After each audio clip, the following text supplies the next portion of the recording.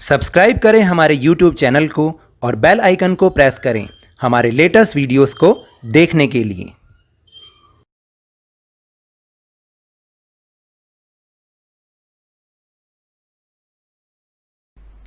Hello and welcome to Lovneesh sir की class. This is Shiksha Nideshalaya Rashtriya Rajdhani Kshetra Delhi's worksheet number 56 and it is only for class 10 students. It has taken from the subject social science economics. यहाँ पर थोड़ा सा misprint है। And we will discuss and understand money and credit question answers in this worksheet. तो आपको तो पता ही है कि अब हमारा 10th का कोर्स तो लगभग समाप्त ही हो चुका है। अब हम इसमें दोबारा से रिवीजन कर रहे हैं, जिसमें हम चैप्टर मनी एंड क्रेडिट को ले रहे हैं और उसमें जो 3 और 5 मार्कर क्वेश्चंस हैं उनको हम समझने की कोशिश करेंगे इस वर्कशीट में। So now let's start and understand with me. Question number 1 is analyse the functions of reserve bank of India. यानी इसमें आपको बताना है कि रिजर्व बैंक के क्या क्या फंक्शंस, क्या क्या काम होते हैं। तो देखते हैं एक बार। Issue the currency on behalf of government of India, यानी गवर्नमेंट ऑफ इंडिया के बिहाफ पर करेंसी को इशू करना। दूसरा, issues guidelines regarding working culture of bank and SHG, यानी जो बैंक किस तरीके से काम करेगा या जो सेल्फ हेल्प ग्रुप्स हैं वो किस तरह से काम करेंगे, उससे संबंधित गाइडलाइंस को इशू करना। Third is give directions regarding terms and interest on credits, यानी बैंक्स किस टर्म्स पर लोन प्रोवाइड कराएंगे या कितना इंटरेस्ट होगा, इसके बारे में डायरेक्शंस देना। फिर to provide feedback regarding monetary policies to government of India, यानी गवर्नमेंट ऑफ इंडिया की जो मॉनेटरी पॉलिसीज़ हैं उनका क्या फीडबैक है उसको प्रोवाइड कराना। And last is RBI holds a part of cash reserve of the bank, यानी RBI जो है वो बैंक्स के जो कैश रिजर्व्स हैं उनका एक पार्ट होल्ड भी करता है। ये भी उसका एक काम है, क्योंकि कहीं ऐसा ना हो कि सारा का सारा कैश रिजर्व बैंक लोन के लिए दे दे तो फिर बैंक के पास कुछ नहीं बचता। तो ये देखना कि बैंक अपने पास कुछ कैश रिजर्व रखें, ये भी RBI का काम है। Question number 2 is the credit activities of the informal sector should be discouraged. Support your statement with relevant arguments. देखिए इसी तरीके के क्वेश्चंस पेपर में आते हैं कि जो क्रेडिट एक्टिविटीज़ ऑफ इनफॉर्मल, जो इनफॉर्मल सेक्टर है ना, जैसे मनी लेंडर से पैसा लेना, रिलेटिव से पैसा लेना या फिर अपने फ्रेंड से पैसा ले लेना, तो ये सारे इनफॉर्मल सेक्टर के क्रेडिट एक्टिविटीज़ होती हैं। तो हमें इन एक्टिविटीज़ को डिस्करेज करना चाहिए। तो इसके सपोर्ट में अब हमें कुछ अपने आर्ग्यूमेंट्स लिखने हैं। तो ऐसा क्यों होना चाहिए? एक तो पहला पॉइंट है कि informal landers charge very high interest on their loans.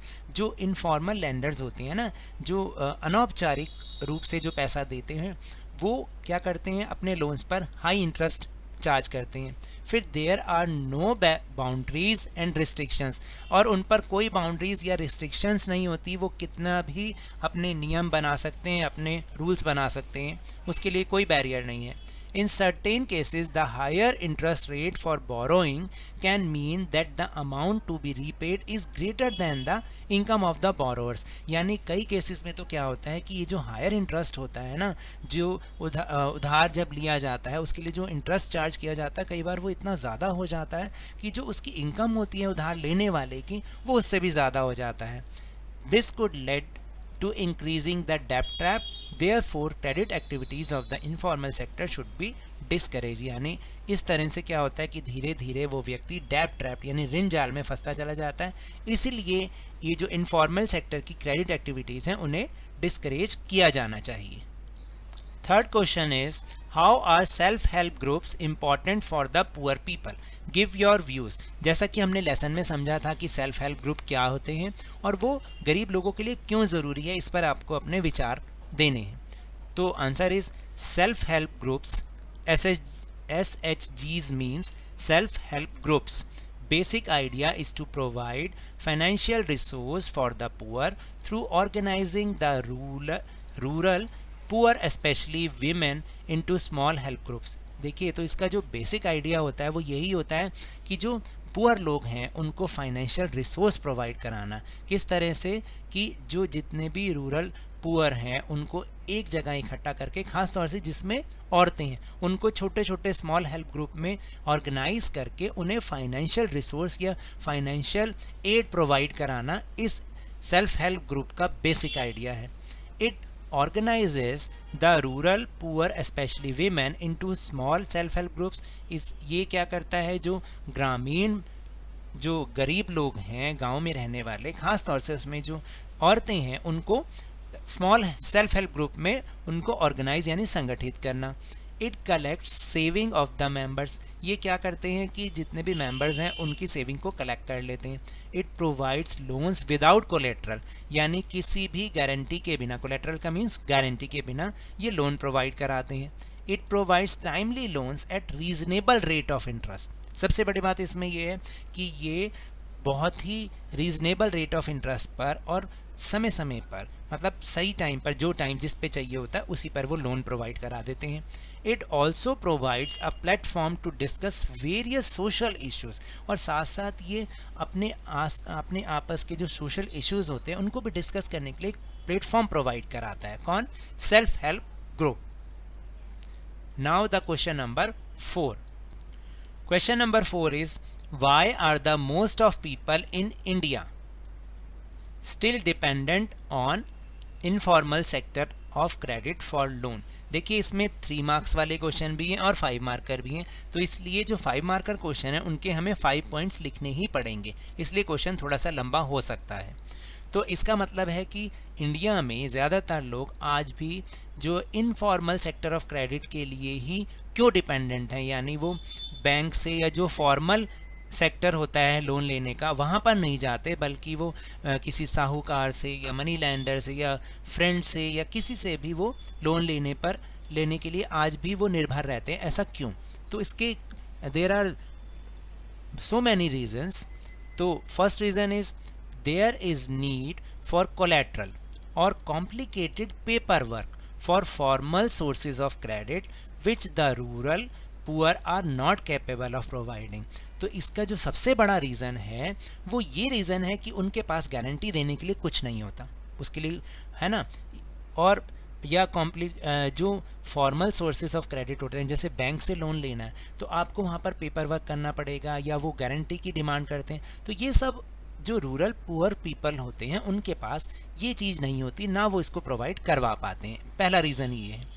And the second reason is the money lenders and rich landowners continue to extend loans to defaulters even if the previous loan is unpaid। तो जो money landers होते हैं, जो बड़े बड़े land owners होते हैं यानी ज़मीन के मालिक होते हैं, गांव में जैसे होते हैं ज़मींदार लोग, वो क्या करते हैं कि अगर वो लोन नहीं भी दे पाता पिछला लोन तो उसको आगे भी वो और लोन देते रहते हैं।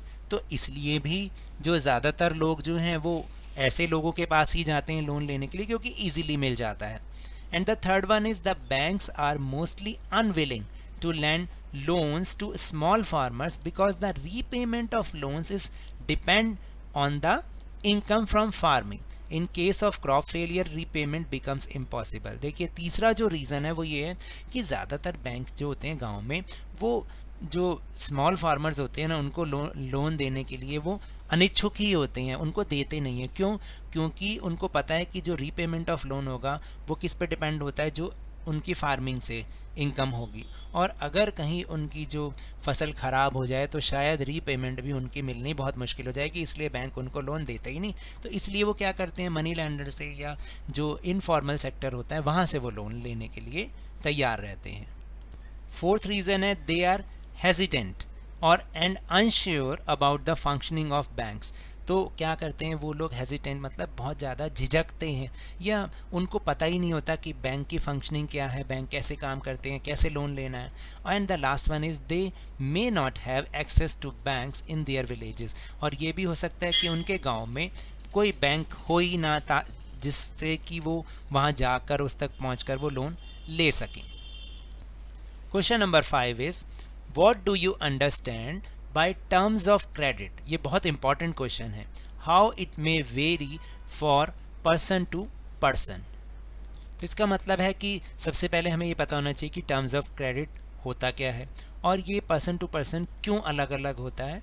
तो इसके बारे में एक बार समझते हैं। Answer is every loan agreement specifies an interest rate which the borrower must pay to the lender along with the repayment of the principal। देखिए हर लोन एग्रीमेंट में ये साफ तौर पर लिखा होता है कि भाई इंटरेस्ट रेट कितना होगा, जिसको कि जो उधार लेने वाला है उसको पे करना है, किसको, जो कि पेमेंट दे रहा है उसको, किसके साथ, जो प्रिंसिपल अमाउंट वो ले रहा है उसके साथ साथ उसे कितना इंटरेस्ट रेट भी पे करना है। ये हर लोन एग्रीमेंट में स्पेसिफाई रहता है। एक बात, ये सारी क्या है, ये सारी टर्म्स ऑफ क्रेडिट हैं। इन एडिशन लेंडर में demand collateral that is an asset that borrower owns and uses this as an guarantee until the loan is repaid। देखिए सेकंड जो टर्म्स ऑफ क्रेडिट है वो क्या होता है कि वो जो उधार देने वाला होता है वो किसी भी गारंटी की डिमांड कर सकता है या किसी भी ये जो कोलैटरल होता है वो क्या होता है या गारंटी क्या होती है कि कोई भी असेट जो कि उधार लेने वाले की होती है और उसको वो एज ए गारंटी यूज़ करते हैं जब तक कि लोन रीपेमेंट ना हो जाए। Third one is if the borrower fails to repay the loan, the lender has the right to sell the collateral to obtain payment। और तीसरी क्या होता है कि अगर कोई उधार लेने वाला लोन रीपे करने में फेल हो जाता है तो लेंडर को पूरा राइट होता है कि उसके उस कोलैटरल को, जो भी उसकी संपत्ति है, उसको बेचने का, ताकि वो अपनी पेमेंट उससे प्राप्त कर सके। And the last point is terms of credit comprise interest rate, collateral and documentation requirement and the mode of repayment। तो क्या होता है कि टर्म्स ऑफ क्रेडिट क्या होता है, जिसके अंदर इंटरेस्ट रेट, कोलैटरल यानी गारंटी, डॉक्यूमेंटेशन रिक्वायर्ड यानी कौन कौन से डॉक्यूमेंट रिक्वायर्ड हैं, और मोड ऑफ रीपेमेंट, ये चार चीज़ें जिसमें शामिल होती हैं, इसको हम टर्म्स ऑफ क्रेडिट कहते हैं। Now the question number 6, how does modern form of currency make our life easy? Elaborate. यानी जो मॉडर्न फॉर्म ऑफ करेंसी है ना, उसने हमारी लाइफ को इजी कैसे बना दिया है, इसके बारे में आपको बताना है। तो इसका आंसर है कि modern currencies had made life easier. जो मॉडर्न करेंसी है उसने हमारी लाइफ को इजी बना दिया। कैसे? As each currency has a fix face value. सबसे पहला पॉइंट है कि हर करेंसी की एक फिक्स वैल्यू है, तो इसमें कोई दिक्कत ही नहीं होती किसी को भी। It is not made of valuable materials. ये किसी भी वैल्यूएबल मटेरियल से नहीं बनी हुई, क्योंकि इसमें तो हमें डर होता है ना। मान लीजिए जैसे बहुत पहले जब गोल्ड कॉइन्स चलते थे तो उसकी जो वैल्यू है वो ऊपर नीचे हो सकती है, लेकिन जो मॉडर्न करेंसी होती है इसकी तो वैल्यू फिक्स होती है, कोई वैल्यूएबल मटेरियल से नहीं बनी हुई, इसलिए हमारी लाइफ ईजी है। They are recognized as money due to the authorization of government. यानी इसे जो मनी के रूप में स्वीकार किया गया है क्योंकि इसे गवर्नमेंट ने ऑथराइज किया है। इससे भी हमारी लाइफ इजी हो गई है, तो कोई भी लेने से मना नहीं कर सकता। Next point is modern currency is small but distinctive in size making it much easier to hold. तो देखिए जो मॉडर्न करेंसी होती है वो दिखने में बहुत ही स्मॉल होती है, अलग होती है साइज़ में, तो और उसको हमें होल्ड करने में, अपने साथ कैरी करने में भी ईजी रहता है। फिर next point is these currency need not be carried all time. और आजकल तो इतना फ़ायदा हो गया कि इस करेंसी को हमें हर समय अपने साथ कैरी करने की कोई ज़रूरत नहीं पड़ती। Money can be deposited in banks and we make payment using money cards such as debit और क्रेडिट कार्ड। तो आप अपनी मनी को बैंक में डिपॉजिट कीजिए और फिर विदाउट मनी के आप पेमेंट कर सकते हैं। कैसे? जो कि कार्ड्स होते हैं जैसे डेबिट कार्ड, क्रेडिट कार्ड, उसके थ्रू भी आप कोई भी पेमेंट कर सकते हैं। तो इस तरह से जो मॉडर्न फॉर्म ऑफ करेंसी है उसने हमारी लाइफ को बहुत ईजी कर दिया है। Now the question number 7 is डेब्ट plays positive role in the life of Salim as you studied in the textbook. जो डेब्ट का मतलब है जो लोन है, उसने एक पॉजिटिव रोल जो है प्ले किया सलीम की लाइफ में, जैसा कि हमने अपनी टेक्स्ट बुक में पढ़ा था। Give any 2 examples around your family or relatives in whose life credit has played a positive role। आपको अपने आसपास अपनी फैमिली से या किसी रिलेटिव से कोई ऐसा एग्जाम्पल आप इसमें डालें, 2 एग्जाम्पल, जिसमें कि लोन ने उनकी लाइफ में एक पॉजिटिव रोल प्ले किया है। तो ये एक मेरी जो यहाँ मैंने लिखा है एक सजेशन है, आप उसको भी देख सकते हैं, नहीं तो आपके परिवार में अगर कोई ऐसी सजेशन है या रिलेटिव में तो आप उनके बारे में यहाँ पर लिख सकते हैं। The answer is the first example is of my cousin sister who started her startup with a loan. Her business ran very well which benefited her a lot. In this way this loan proved to be good for her. यानी पहला example मेरी cousin sister का है जो कि उसने loan लेकर अपना एक स्टार्टअप शुरू किया. स्टार्टअप होता है एक स्मॉल बिजनेस. तो धीरे धीरे आपको पता है उसका जो बिजनेस है बहुत बढ़िया चल गया है और उसको इससे उसको बहुत फ़ायदा हुआ. तो इस तरह से ये जो लोन है उसके लिए तो बहुत अच्छा साबित हुआ. And the second example is of a relative of mine who took a small loan. With this loan he started a grocery shop. Slowly his shop ran very well and he benefited a lot from this loan. तो देखिए एक और example हमारे relative का है जिन्होंने एक छोटा सा लोन लिया और इस लोन से उन्होंने अपनी एक ग्रॉसरी शॉप शुरू की. धीरे धीरे उनकी दुकान अब बहुत अच्छी चल रही है. तो इससे उनको बहुत फ़ायदा हुआ. किससे? जो उन्होंने लोन लिया. तो ये दोनों ही एग्जांपल में हमें पता चलता है कि जो उन क्रेडिट है उन्होंने उनकी लाइफ में एक पॉजिटिव रोल प्ले किया है. Now the question number 8 is what do you understand by credit. यानी क्रेडिट से आप क्या समझते हैं. How can credit be both an asset as well as a डेब्ट ट्रैप. Explain with examples. तो आपको 2 एग्जांपल देने हैं जिसमें बताना है कि क्रेडिट एक असेट बन के उनके लिए फ़ायदामंद हुआ. दूसरे में ये बताना है कि जो क्रेडिट से यानी लोन से वो डेब्ट ट्रैप में फंस गए, ऋण के जाल में फंस गए. एग्जाम्पल के थ्रू आपको बताना है और ये 5 मार्कर क्वेश्चन है इसलिए इसका आंसर थोड़ा सा बड़ा है क्योंकि हमें एग्जाम्पल देना है. तो now the answer is credits refers to an agreement in which the lender supplies the borrower with money goods और services in return for the promise of future payment. यानी क्रेडिट जो है वो एक ऐसा एग्रीमेंट है जिसमें जो उधार देने वाला है वो उधार लेने वाले को जो है पैसा देता है या गुड्स देता है या सर्विसेज इसलिए देता है, इस वादे के साथ देता है कि ताकि फ्यूचर में उसको पेमेंट का वादे के साथ जो है वो उसको ये सब चीज़ें प्रोवाइड कराता है. तो क्रेडिट इसको भी कहते हैं कि देखिए सीधी भाषा में ये एक एग्रीमेंट है between the lender and borrower जिसमें जो भी गुड्स हैं या सर्विसेज उसको प्रोवाइड करा दी जाती हैं विदाउट पेमेंट और इस प्रॉमिस के साथ कि फ्यूचर में उसकी पेमेंट हो जाएगी. तो अब हम एग्जांपल करते हैं कि क्रेडिट एज एन एसेट, कि क्रेडिट एसेट कैसे प्रूव हुआ. और ये एग्जांपल हमारी टेक्स्ट बुक का ही है. During the festival season a shoe manufacturer Salim has received an order of making shoes in bulk with in a months time. तो festival season में एक शू मेकर था सलीम, उसको एक ऑर्डर मिलता है क्या, शूज़ बनाने का, और बहुत सारे शूज़ बनाने का, वो भी 1 महीने के समय में. To complete production he hired extra workers and has to purchase the raw materials. उसको इस प्रोडक्शन को कंप्लीट करने के लिए उसने जो है एक्स्ट्रा वर्कर हायर करे और उसको रॉ मटेरियल ख़रीदना ही पड़ेगा तभी वो इस काम को कर पाएगा. He asked the supplier to supply leather now and promised to pay him later. तो उसने फिर एक सप्लायर से बात की कि वो उसको जो लेदर सप्लाई कर दे और ये वायदा किया कि वो उसको बाद में पेमेंट करेगा. Then he took some advance payment from the trader.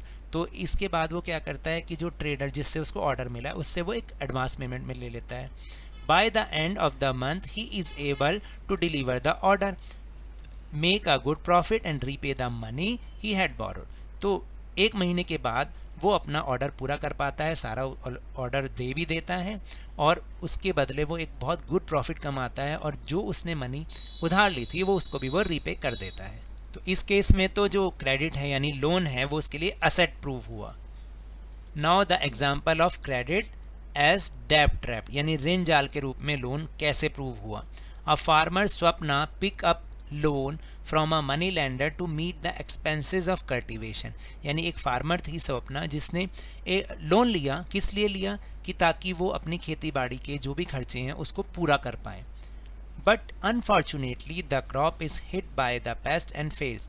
तो जो दुर्भाग्य से उसकी फसल जो है वो ख़राब हो गई, उस पे जो है वो कीड़े मकोड़े लग गए, जो भी मतलब किसी भी वजह से उसकी वो फसल ख़राब हो गई.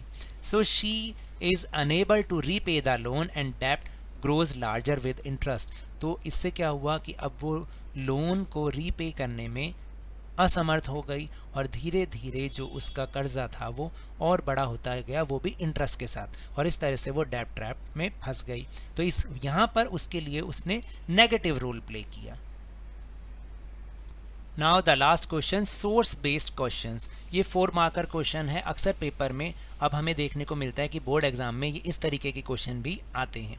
तो read the extracts and the answer the following questions. आपको यहाँ पर एक पैराग्राफ दे रखा है, उसको पढ़ना है और फॉलोइंग क्वेश्चन के आंसर करने हैं। Megha has taken a loan of ₹5 lakhs from the bank to purchase a house. Megha ने 5 लाख रुपए का लोन लिया है बैंक से एक घर खरीदने के लिए। The annual interest rate on the loan is 12% and the loan is to be repaid in 10 years in monthly installments.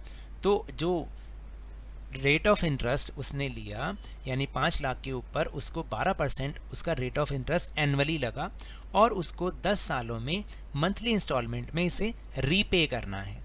Megha had to submit to the bank documents showing her employment records and salary before the bank agreed to give her the loan। यानी मेघा को अपने documents जो कि दिखाते हैं कि उसकी employment record के बारे में और सैलरी रिकॉर्ड के बारे में जो भी डॉक्यूमेंट्स हैं वो बैंक में सबमिट किए गए मेघा के द्वारा, तब जाके बैंक उसको लोन देने के लिए एग्री हुआ। The bank retained as collateral the papers of the new house.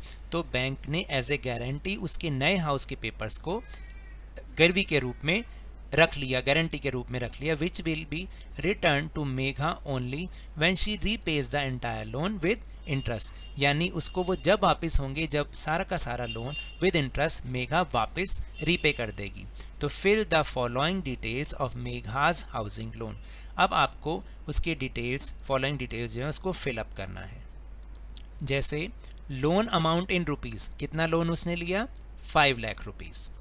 Collateral, क्या कोलेट्रल दिया गया, गारंटी क्या दी गई? Papers of the new house. Mode of repayment क्या था? EMI for 10 years। और डॉक्यूमेंट रिक्वायर्ड क्या थे? Employment and salary records.